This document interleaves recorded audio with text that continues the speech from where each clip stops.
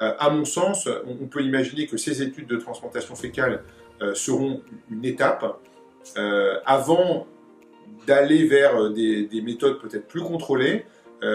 pour lesquelles on utilisera soit des bactéries qui auront été identifiées comme ayant les effets anti-inflammatoires, soit des mélanges de bactéries, ce qu'on appelle des consortiums, pour aller vers une sorte de microbiote un petit peu artificiel, mais qu'on pourra utiliser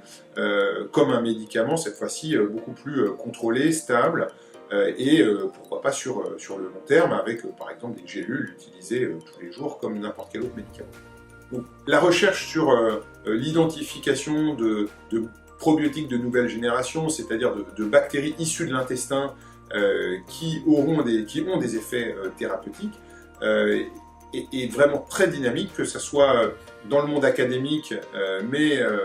et c'est probablement encore plus important dans le monde industriel. Donc il y a une vraie énergie qui est déployée, des vrais investissements qui sont déployés dans ce sens. Et donc on peut imaginer que si cette stratégie marche, ça reste encore à démontrer, mais si cette stratégie marche, des traitements seront disponibles dans les 5 à 10 ans à venir.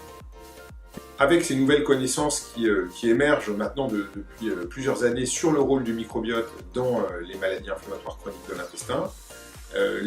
des nouvelles stratégies thérapeutiques émergent,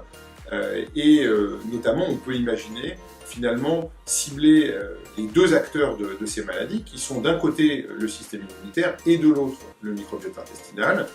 À mon sens, il faut s'orienter vers des traitements qui vont combiner les deux cibles thérapeutiques, donc des immunosuppresseurs un petit peu comme ceux qu'on utilise déjà aujourd'hui,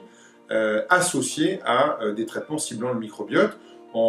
avec bien sûr comme objectif d'alléger au maximum le type de traitement immunosuppresseur que l'on va donner aux patients.